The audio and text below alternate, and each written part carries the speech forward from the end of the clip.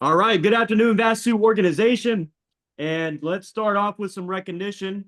We're going to go ahead and recognize this whole entire organization for coming through and making sure we finished last month with growth. So great job to everybody with all the adversity, all the challenges, all the stuff happening. We still found a way, and we are setting up to have a massive, massive August. We're going to absolutely dominate the amount of production that we wrote last year at the same time. So let's go ahead and recognize everybody that's gotten a strong start so far to the month. Let's recognize everyone so far with referral sales on the week. With one referral sale out of the Alfred Agency, Keisha Diaz. Out of the Slaughter Agency, Joshua Crosby.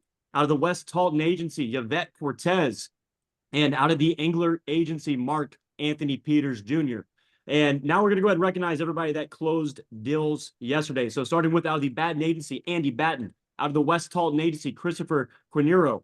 Out of the Batten Agency, John Owens. Out of the Alfred Agency, Keisha Diaz. Out of the Correa Martin Agency, Mitchell Schneider. Out of the Engler Agency, Cameron Garland. Out of the Engler Agency, Tyler Watson. Out of the Slaughter Agency, Joshua Crosby. Out of the Batten Agency, Nick Burris. Out of the West Agency, Micah Lincoln. Make sure you guys are on mute. Got to click that mute button. There we go. All right. Michael Lincoln out of the Correa Martin Agency with $1,047 an ALP. Nolan Smith out of the Slaughter Rankin Agency, $1,093 an ALP. Hannah Rankin out of the Slaughter Rankin Agency, $1,200 an ALP. Dylan Rankin out of the West Talton Agency, $1,296 an ALP. Yvette Cortez out of the Alfred Agency, $1,380 an ALP. Shelby Hill out of the Correa Martin Agency, $1,421 an ALP. Andrew Imfinger out of the West Talton Agency, $1,698 an ALP. Josiah Talton. Now we're in the top three. Number 3 comes out of the Slaughter Agency, $1,939 an ALP. Jamie Caldwell. And she's been dropping bombs like crazy lately. Over $20,000 in net production for the month of July. So you've got the Mo, and you're just getting warmed up. What are some of the things that you're focused on? There's so many different things you could share. You've been doing this for a long time. You've been writing tons of production at a high level. So what would be some advice that you have for people going into a new month and, getting over that 4,000 ALP as soon as possible? I would say work like I always do, just work. Just run the plays. Everything's laid out for you. Get up in the morning, do your dials, do your text knocks, make sure you're role playing. Even if your manager doesn't have time to maybe sit there and role play with you, find you an accountability buddy and role play. Like self-development is key to getting the skill set so that maybe you don't have to work quite as hard as you are right now because you're getting better. But if you don't develop yourself and you stay stagnant, you're going to constantly feel like you're working 7 days a week nonstop, trying to keep up with other people who are actually pouring into themselves. So, you never get to a point even where, I'm at, where Jonathan's at, where Clayton's at. We don't ever stop growing and developing. So if you stay still, you die. If you continue to pour in yourself and always trying to learn a better way or a new way or executing at a higher level, you'll continue to grow. And it's all just about work ethic, skill set, and mindset. So if you get those 3 things under wraps, you can execute. I always try to get to 4K as quick as I can because that bonus tier is beautiful. I've always been that way. Like first week out, want to get to that 4K. And the only way to do that is to, pitch big and make sure you're executing at a high level. That's it.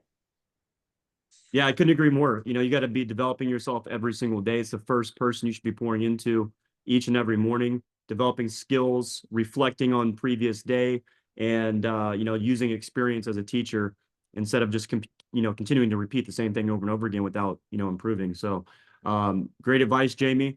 Great job so far, and definitely excited to see what you do this month. All right, number 2 comes out of the Correa Agency. Heard a lot of good things about this guy.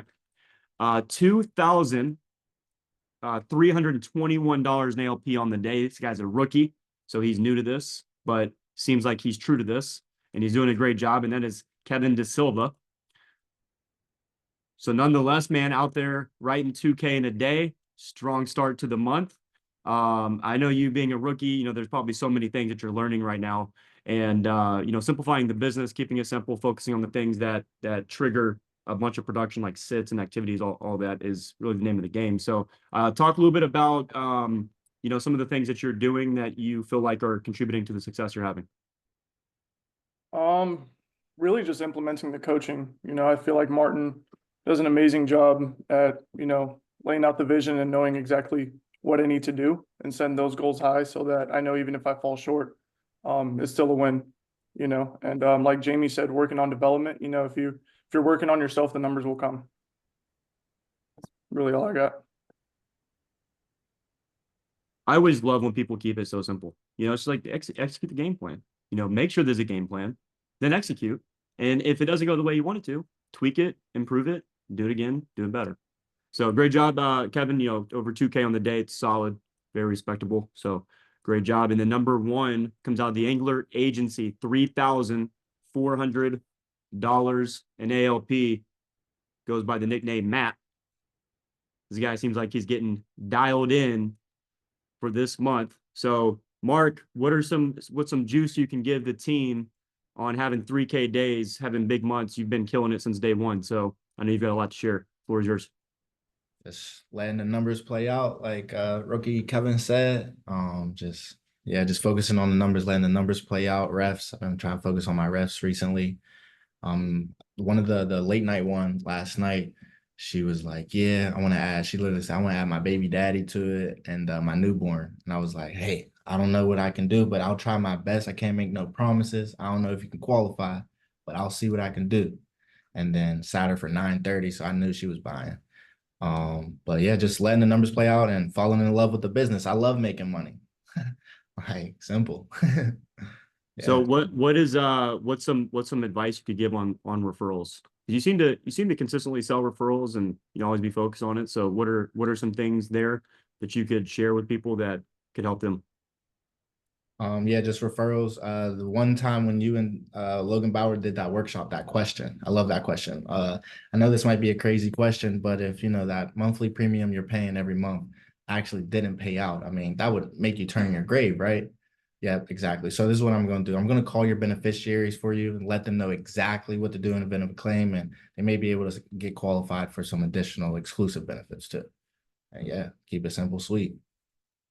Trying to follow after all y'all.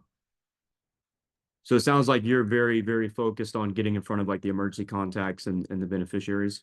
Yes, for Yeah. sure. Next day, as soon as they're hot. Yep.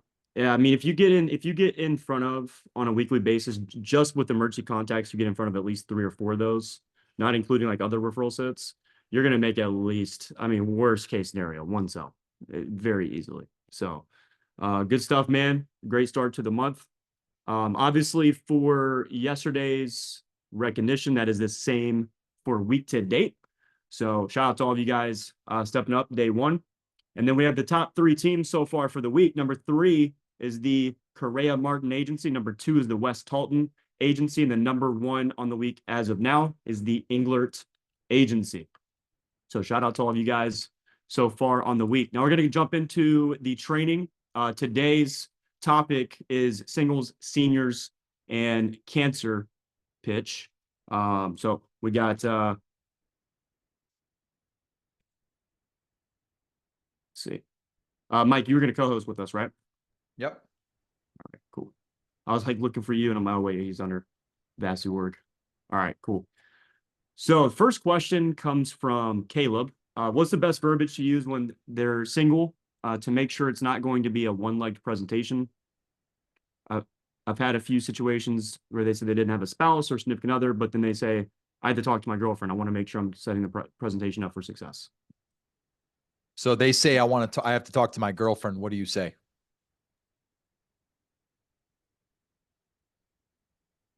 I don't hear you, Caleb.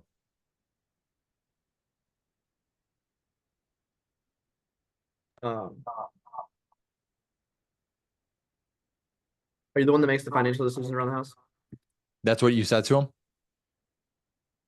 So I want to role play exactly what happened. So they said, I need to talk to my girlfriend. And then you said, are you the one that makes the financial decisions around the house, right? That's what you said? So this is the POS, right? I don't know. You're the one that asked the question. Turn your sound off. Okay. So okay, sorry about that. My apologies, y'all. But so it was like a POS. He's by himself. I called him. I was like, hey, do you have a spouse? And they're like, no. Okay, cool. And then we went through everything. He wanted everything, right? He wanted we'll go ahead and knock out the preferred while we have you here, da da da. And he's like, yeah, okay. So we're going through everything. It's all the way to the bank account. Like, hey, we can make a decision today. Absolutely, I completely understand. But in fairness to all the other members, we're getting to enroll today, this decision does have to be made today. Okay, work got passed through that, got down to the banking information, right? And he's like, yeah, I do need to talk to my girlfriend. I really can't make this decision today. I did not do the walkout close. Like, I'm kicking myself for it. But I was like, hey, go ahead and call her, talk to her, and we'll hop back on Zoom. Yeah, he ain't Never gonna happened. jump back Never on. got They back on never Zoom or jump back anything like on. that. So there's no going back, No. guys. So I've been in the business for 20 years. Nobody's ever called me back. If they call you back, they're probably uninsurable. And you should make sure that you're a man of your word. So if I tell you I'm not going to come back, I don't care if I'm getting $1 million. I personally am not willing to sell myself out and show that I'm willing to say something, but then for money or for commission, I'll break my own word. You know what I'm saying? So when I was brand new, I really thought that like maybe people were doing something wrong. And I was convinced that people were going to call me back and buy, and they never did. Not one time. Once I decided that I'm not going back no matter what, even if they call me, that's when I started to take off because I looked at everything and said, this is my only shot with this person. So what do I have to lose? I might as well just use everything that I can, everything that's at my disposal. So if they said, so was the girlfriend the beneficiary? Yeah. Okay, so the moment that the girlfriend was the beneficiary on the AD&D certificate, that's when I would have gotten her on. So I would say, hey, since she's the beneficiary, I'm not going to tell him, hey, you're going to tell me that you can't make a decision at the end and that you have to ask your girlfriend, which is an excuse. That's not his wife. That's not even his fiance. That's just his girlfriend. Girlfriend is just a friend that's a girl. There's nothing there. I mean, I hate to say it, but that doesn't mean anything. So then I would have said, like, let's get her on because I want to make sure she understands how this works and she's the beneficiary. We've been asked to make sure to do that. And if he said he couldn't, I would have rescheduled at a time when she could at that point in time before I went into the pitch. Does that make sense? Yeah. So if I got to the end and so I would have known that earlier. But if I got to the end, I didn't know she wasn't the beneficiary. I would say, why does she need to be involved in your decision making? She's not even a beneficiary in her policy. Like, that's what I would say. I would say she's not even a beneficiary. So I could see if you guys got engaged or she became your wife, that would be a different story. At this point in time, Caleb, you guys have no long-term commitment to each other. So, I think it would be best. I think it gets very messy when you start involving a girlfriend in your financial decisions about your future, which are designed to protect you and your health. So, I would advise against that. I think you need to make this decision for yourself. Like, that's what I would say. I don't know if like Clayton has anything to add. That makes a lot of sense. I know it's not real salesy. I don't really try to be salesy. I try to advise people. I try to guide them.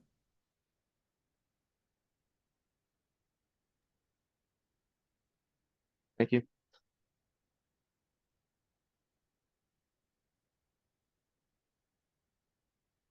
All right, cool. So next one, this one's also from Caleb. For the cancer pitch, when they say I'm probably not going to get cancer, what's the best way to reemphasize that it's going to be there when they need it, not if they need it? Clayton, I'll let you start on this one. So when they say I'm probably not going to get cancer, yeah, I mean, as far as this situation, this question, I don't think it would be so much of like what would I respond to them saying. I think it's more of like working on the execution beforehand and everything you're doing proactively.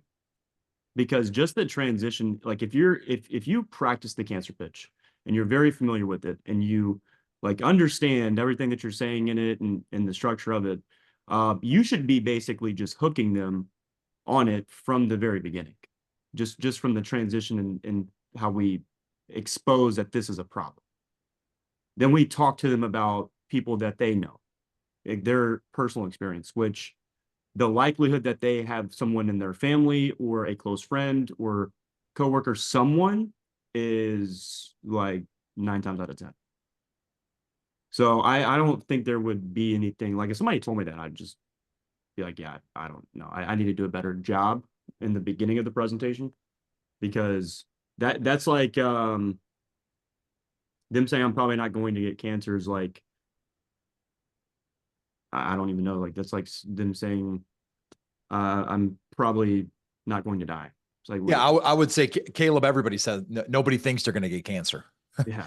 Nobody thinks so, but unfortunately, over 50% of people do. That's like me or you, Caleb. Let me ask you a question: if there was a 50% chance your house was going to catch on fire, would you continue to live in that house and sleep in that house? No. Okay. Well, there's a 50% chance your house is going to catch on fire. And what you're saying is, well, my house is not going to catch on fire. It's a flip of a coin. If there was a 50% chance you'd win the lottery if you played, would you buy a ticket? No. Ray, You look wouldn't? at your son. Or yeah. I mean, Guys, mute your phones or mute your microphones. If you had a 50% chance of winning the lottery, would you buy a lottery ticket? yes. Of course you would. That's what we're talking about here is 50-50. So to put it off like it's not a problem and say, well, I'm not going to get cancer is a nice sentiment. And I certainly hope you don't. The best thing you could do with this program is waste your money on it. Because that means you didn't get cancer. Okay. But in the other 50% chance that you do, when that time comes, at least at this point, you're going to have options for what to do so you can battle it and fight it. And if you tell me right now that you don't want to fight it, you don't know if you want to fight it until you're in a doctor's office and the oncologist looks at you and says, you have cancer, because that's the point of no return. So before we get to the point of no return, let's make sure that we're covered. This gives you the maximum number of options. And I hope that you waste your money on this, Caleb. What most people are doing in your situation is they're enrolling at this level. If that's good for you, let's go ahead and move forward and see if I can get you qualified. You know, if not, then what we can do is we can go ahead and adjust it to make it a bit more comfortable for you. Between this and this, which one makes more sense for you? So like this is, you know, I want you guys to feel confident to really advise someone like you're their friend, you're their family.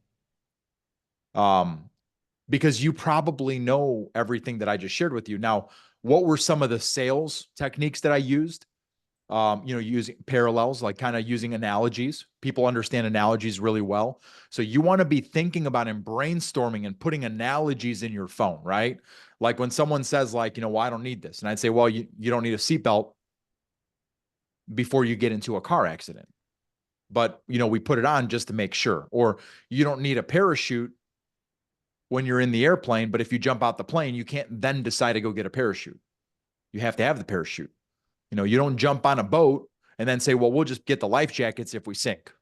You have the life jackets. That way, if you sink, you're prepared. You don't take the life jackets with you thinking you're going to sink. You don't put the seatbelt on thinking I'm going to get into a car accident, but you have those available before it happens to make sure that when it does happen, you're taken care of.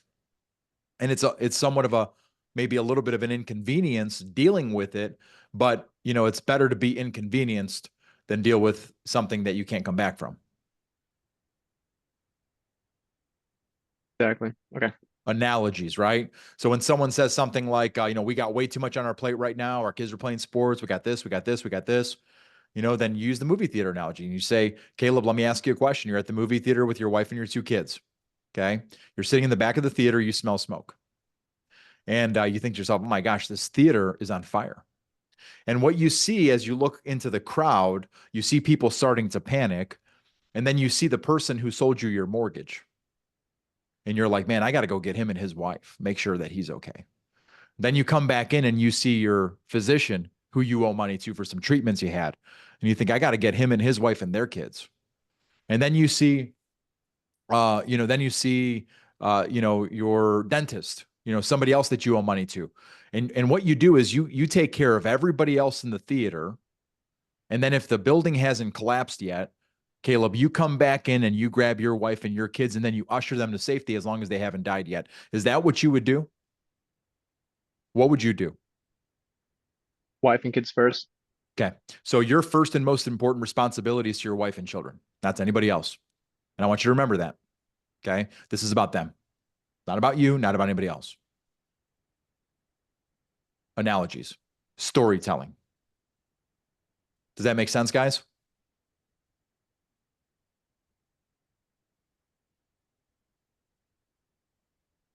Does that help you, Caleb? Yeah, a lot. Thank you.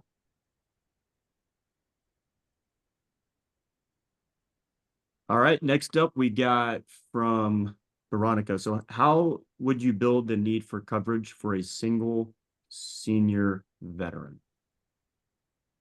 Why wouldn't I be able to? I guess is probably my first question. Well, he said that he would only have to pay for his casket, and he had other coverages. He wasn't really able to tell me what he actually had, but it sounded like it was accidental. So I went through the accidental, told him it's only gonna pay it off if you accidentally pass away and things like that.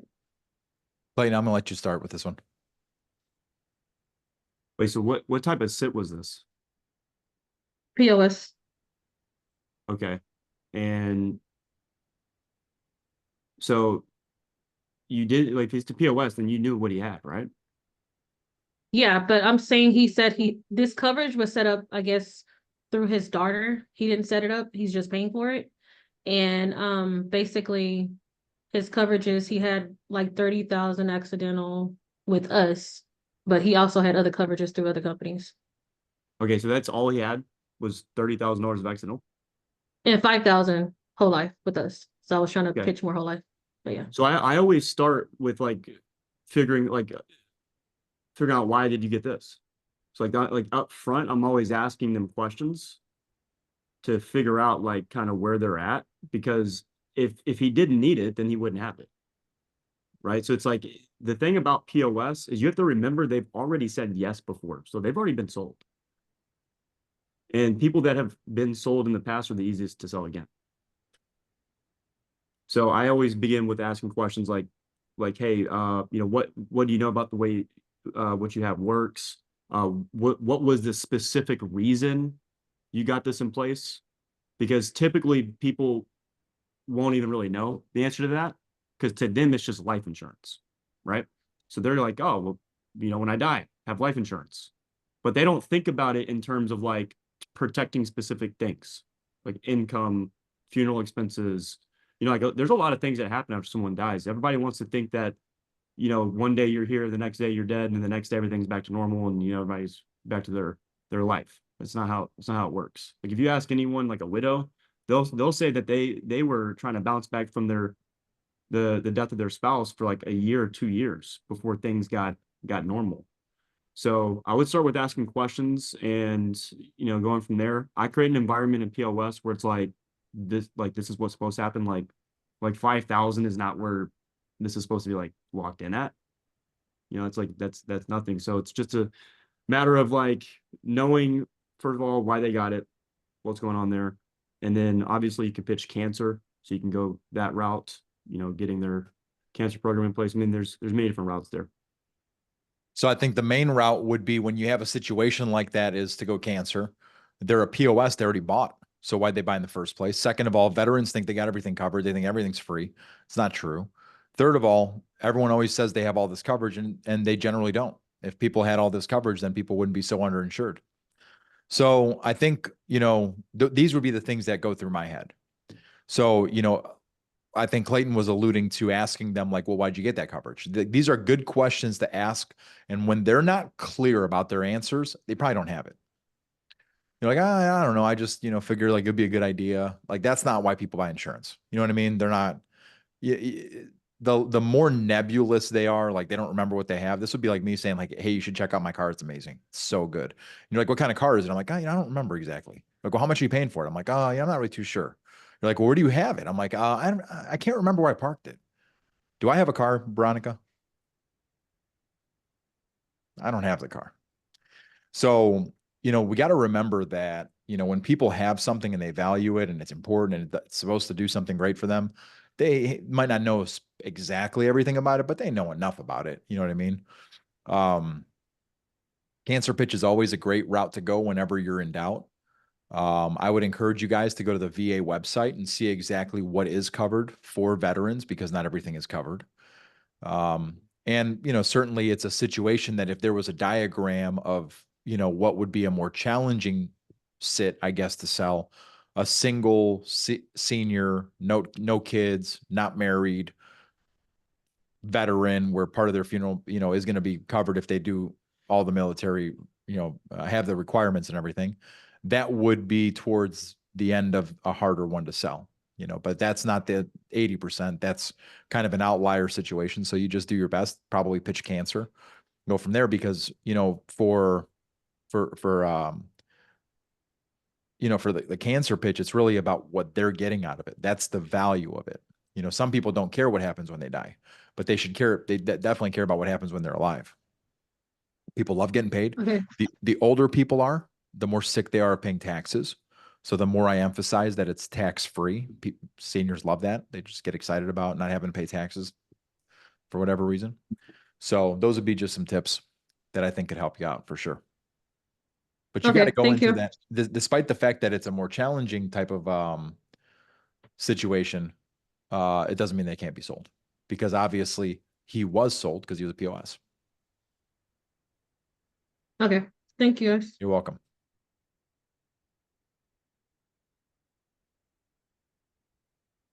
All right, then the last one comes from Christopher. So for singles who are young, like 20, how do you build a need for insurance and to focus on the future other than right now? So with single people that are younger, I'm definitely the expert and they definitely don't know much about it. So I just make it seem like that they have to do it.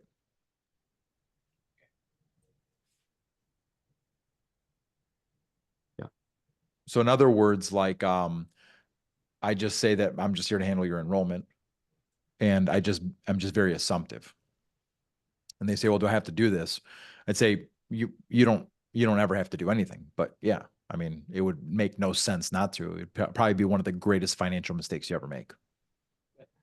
It was a uni sit that I had, and he had coverage with like under his mom. Like his mom had him covered under a plan. So he didn't feel like he had a need for it. So when I was talking to him, he was like, well, I really don't feel like I need anything because I'm already covered with my mom. Like I was like, well, that's great. But the one thing that you don't want to, rely on is other people's coverage because you don't know the semantics of it. You want to be able to go ahead and understand your policy back and forth. And that's what I'm here to do. I'm here to get you enrolled. I'm here to make sure that you understand everything. And the best part about it is that if you ever have questions, you can always call me for that. But you just kind of gave me the barrel end of everything. So if they say, I'm covered with coverage under my mom, I say until when? How long is that coverage good for?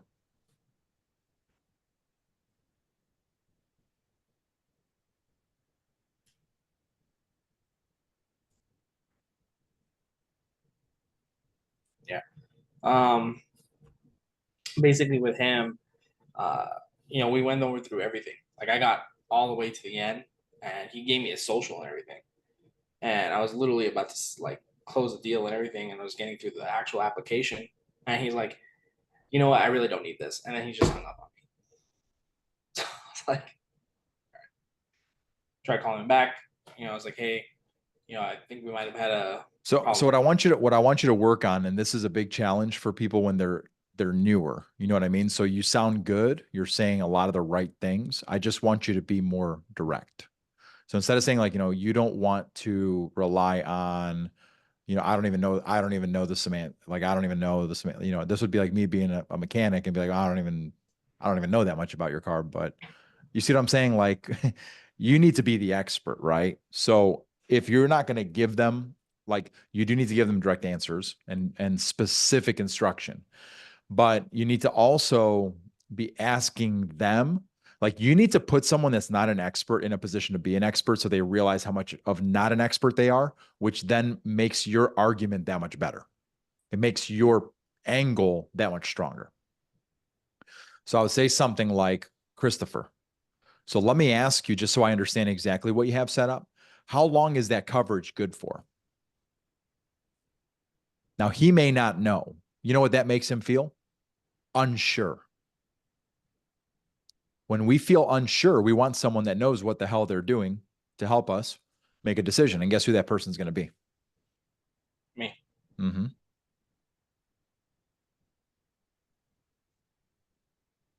Thank you. So I would ask, so let's role play, Chris.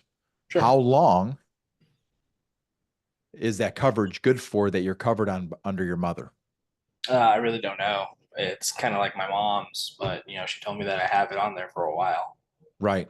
So typically that expires at 25, but we're not even here to talk about that. All the families that we sit with, all the individuals that we sit with, they all have coverage, right? Did you say he was a union person? Yeah. What union was he in? He was part of the electric, what is it called? Electricians Union. The electrical workers? Yeah. IBEW? Yes. Okay. So he was part of the IBEW, part of the electrical workers union. And so I would encourage you guys to make sure you know all of those union designations. Like we never want to say you're part of the IBEW. You want to say you're part of the electrical workers union. And so, so if he's part of the union, I would say, Chris, he's probably got coverage through the group for his group benefits, right? I mean, I would have to find this stuff out. Like, does he have coverage through the union? For his Yes. group benefits? Okay. So then he has just like a head start policy from his mom. That's what I would tell him. I would say, so it sounds like you have a head start policy from your mom. Now, if you had to guess, do you think a head start is a final finish or a head start? A head start. It's a head start. Yeah, it's something they do for babies. It's a head start. It's just a start in life. It's certainly not everything that you need. And you're in a unique situation since you're part of the electrical workers union to have access to a catalog of benefits that are set aside for the 20,000 different groups that we work with. And so this is huge for you to get your own permanent coverage that's designed to enhance and fill in gaps on any other coverages that you have. Any other coverage you have, you want to make sure you keep that, Chris. We're not trying to replace any of that coverage. Does that make sense? Yeah. And then I would go from there. And then you're not going to sell every person you sit down with. In fact, 2/3 of the people you see are going to tell you no. Okay. This is the sobering reality. Thank you. Okay. Thanks, Chris. Guys, one thing that I do want you to be aware of is we have an absurd and unhealthy amount of fall off that is happening. And be aware that this will translate into reduced net to gross, which can affect your ability to get bonuses and advances.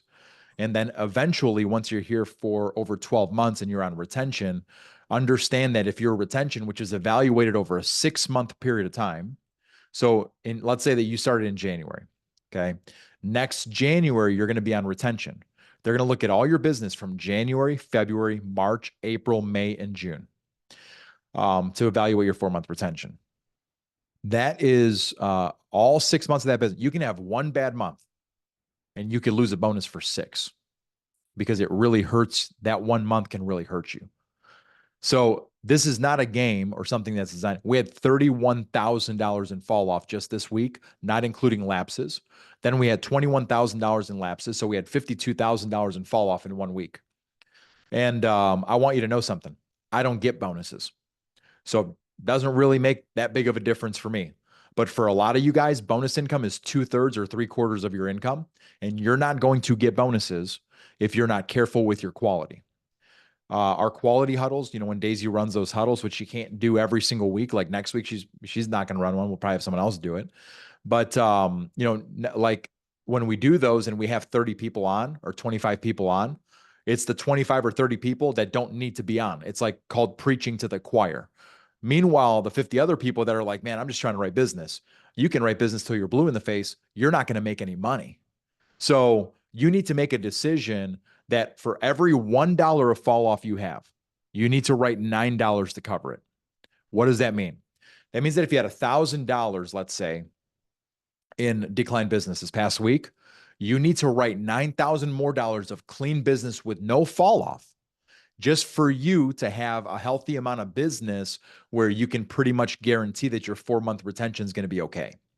That means for us as an organization, this past week, we had $31,000 in fall off, not including lapses. That means that we've got to write $300,000 of business with no fall off in order for us to cover that amount of fall off. I got news for you. We're not going to. So that means someone somewhere, and I'm not trying to sell you doom and gloom. I'm trying to be real with you. This is a real business. And some of you guys submit applications that are perfectly clean. Home office calls them on the verification call. They're like, yeah, I take these meds. Yeah, I had this surgery. Yeah, I was in a call, whatever it is. And they tell home office right away, but they don't tell you.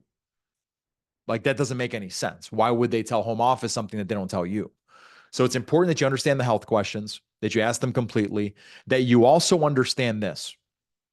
If you don't properly answer the questions, and I have seen this multiple times in my career, you're on the hook for the face amount. If someone dies in the first 2 years, it's called the contestability period. If they die in the first 2 years and you don't put something on an app, you didn't ask a question the right way, you missed something, you forgot, they die. Home office does an investigation, finds out you didn't put it on the application, and they do investigate these things. Multiple times in my career, I have seen this. You're going to be on the hook for the face amount. So when you're at 25 or 50 or 75 or 100,000, you're like, oh, that was close enough. Oh, like it was close enough. It was in the ballpark. You are jeopardizing, you are putting yourself in a position of liability. And I just want to make sure you guys understand that, because some people don't understand that. This is not a game. We are in the financial services business. Turn on the news every single day, watch financial news. People go to jail and prison for fraud, all different types of things. We're under the same umbrella. This is not a game. We have to take what we do seriously. You have to operate with precision. You have to be comprehensive in your approach, and you have to know what the hell you're doing. Okay? $31,000 in falls. We had $11,000 in declines. You should thank your lucky stars. Because if that deal would have been issued and the person would have died in the first 2 years, there may have been something in that application that was a problem, because the company said, oh, well, we wouldn't have issued it. That's where it becomes an issue. And they're like, well, we're not, you're going to pay it. And the company will pay it on your behalf, and they'll collect it from you. And they do that. They do that. And if you're nervous about that, whatever, I would look into getting errors and omissions insurance on yourself and paying that premium for yourself. Okay. So I was never nervous, because I know I was going to go to law school. So I know what's that? We had 15 declines this week, just this week. So it's not a game. Quality is not a game. And for every dollar that falls off, and just know this, lapses don't affect your net business, but they do affect your retention. Does this make sense? So if you write 10,000, you have 1,000 lapse. That does affect your retention of business. It does not affect your net. So some people are like, well, my net to gross is good, or my net ALP was good. It doesn't mean that it doesn't affect your retention of business. You have to look at the issue date of your lapses and the run date. And if there was less than 4 payments made based on getting an extract, then you are going to be affected on your 4-month retention. And if it is not just 4-month retention, 4-month retention is just to qualify for bonuses. The real bonus is getting paid for your whole life. And so the only way that happens is that you have to have business that pays for more than 12 months. It's got to get to the 13th month. Until it gets to the 13th month, any fall off is a back-end chargeback, which affects your ability to get renewals. There's nothing, you don't get something for free. So just because we don't do upfront chargeback for lapses or upfront chargebacks for incompletes, NTOs, declines, withdrawals, cancellations, doesn't mean there aren't chargebacks. There are. It comes from your back end.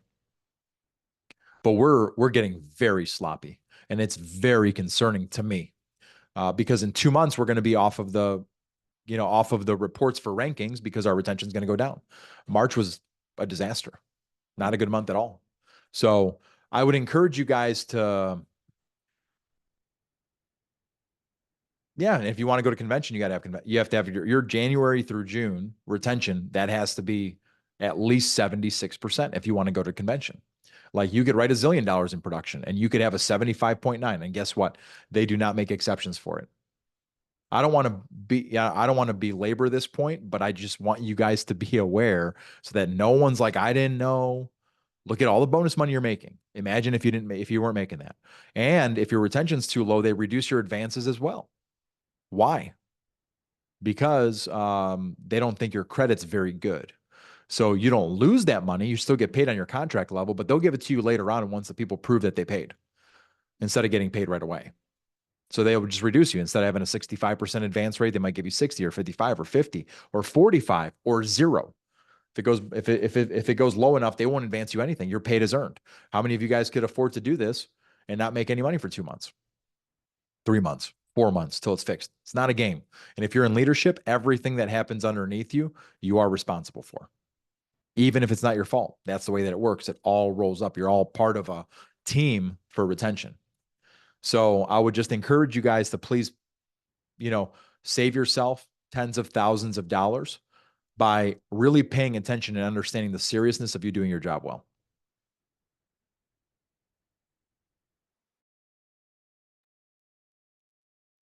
Appreciate that, Mike. Hopefully everybody wrote that stuff down. This is critical stuff.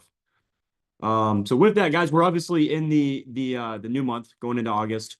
And what I wanted to do is I just wanted to give you guys a few pointers on having a big month, things that you can do to be prepared, game plans you can follow, and just simple little things that you should be doing throughout the month. So number one, we're going into a new month. It's important that you know what the schedule is. So make sure you sit down, you take time to review the schedule. What's the week to week look like? What week are we doing push weeks? And then make sure that you're also getting maybe with your spouse or your husband, wife, whoever it is that you need to make sure there's alignment when it comes to what the month's going to look like. Be prepared, plan proactively. Don't react to stuff throughout the entire month. Number two, take care of personal things as early as you can in the month. So that way, towards the end of the month, when the bonuses are the biggest, you're able to capitalize on it by spending all your time you've got towards writing a bunch of production on the highest bonus tier. Number three, you need to know what it is that you're going for this month. You've got to have a goal. It's got to be real. If it's not written down, it's not real. I think there was a study shown, I don't know how accurate it is. It sounded good, but it was like you're 40% more likely to achieve your goal when it's written down, when it's actually on paper, when it's in plain sight. Until you actually put it into the universe, it's not real. Keeping it up here in your mind and to yourself is not a good strategy. You want to make it public. You want to make sure it's real and you want to put it on paper. So know what your goal is, and it should be a reflection of how much money do you want to make. So figure that out. I want to make this much, which means I need to write this much. And that leads us to step number 4, which is have the game plan written down. Break down the numbers. Get with a manager, get with a leader, someone who can give you the exact numbers if you don't know them. So that way you can learn how to put the pressure on the process. That's what we mean by that, is that when you've got the numbers and you know what the game plan is and you know what you need to do every single day, every single week to get that monthly amount you're trying to write, the pressure is no longer on the premium. The pressure is on making sure you hit the activity breakdown that you had to achieve that goal. They talk about in the Motivation Myth, it's a book, talks about the reason why people struggle with motivation is because they don't have an actual plan that they follow. And because of that, they never actually achieve what they're trying to accomplish. And when you actually achieve it, that's when you get the real motivation. It comes after doing the work and following the plan, because now you know what happens when you do it. So make sure you have that written down and you have a game plan. Every day, spend at least 30 minutes a day developing your skills, whether that's watching videos and docs, going on YouTube, looking at workshops, whatever it is, reading, role playing, coaching calls. Guys, it doesn't matter. Whatever you can do to consistently develop your skills and get better, you should be doing that on a day-to-day basis. We're in a business where the better we do, the more efficient we are, the higher we execute, the more money we make. All right. And it's also, your skill, your sales skills, your leadership skills, it's like a muscle. Okay. So if you're not working out and you're not going to the gym, you're not going to maintain it and you're not going to build it. You're going to get weaker. It's the same thing with your skills. You have to constantly be working on them, constantly be sharpening the blade. Number 6, quality. You can't have a big month if you're not keeping business on the books, right? So quantity and quality go hand in hand. So you've got to make sure on a day-to-day basis, you're taking the extra couple of minutes, setting them aside and doing the calls to get your quality work done, guys. If you don't do it, here's the thing. Mike just talked about it. It's going to either fall off, or someone that did not do the phone calls, didn't have to give the presentations, didn't have to overcome objections, didn't have to write the app, they're going to take your business in one phone call because they called the person, they got the signature, and they turned it in. And now they got all the credit, all the bonuses, all the renewals. So you've got to be on top of it. The bottom line is that when we sign a client up for the insurance, they're applying to be covered. Okay, they have a right to be covered one way or the other. So we got to make sure we do our part. If you write the business, you're 100% responsible for the quality of that business. The next thing is protect your mindset. You know, one of the easiest things you can do to stay in a good mindset is focus on controlling the controllables. There's going to be things that happen every other day that are out of your control. And there's no point in wasting energy and getting negative towards things that you can't control. Control what you can control. Okay, that's your attitude. That's the way you respond to things. That's the effort you put in, your execution of the scripts. Like, are you doing what you should be doing at the time it's being done? You know, Mike talked about this the other day, the right thing at the right time versus the right thing at the wrong time or wrong thing at the right time. You know what I mean? So you got to, protect your attitude, your mindset throughout the month by controlling the controllables and sticking to your game plan. The next thing I got for you guys is start the day early every single day. All right, we have our standards that break down every single day with 25 tech talks in the mornings, knocking out morning dials. You've got to stick to it and you've got to be consistent with it. Early morning wins lead to later day wins. You want to stack as many wins as possible as early as you can. And the last thing is you should write down on paper next to your goal, what are the behaviors of someone who achieves that goal? Like, what do they act like? What do they think? How do they respond to adversity? And then you should also write down next to that, what is the behaviors of someone who doesn't? That way, when you're constantly revisiting your goals, you're also revisiting the characteristics and the behaviors of someone who achieves those goals. Because there's going to be stuff that's unexpected that happens, right? Like this past month, we had a power outage, we had a hurricane, like we had all this stuff happening that wasn't in our control.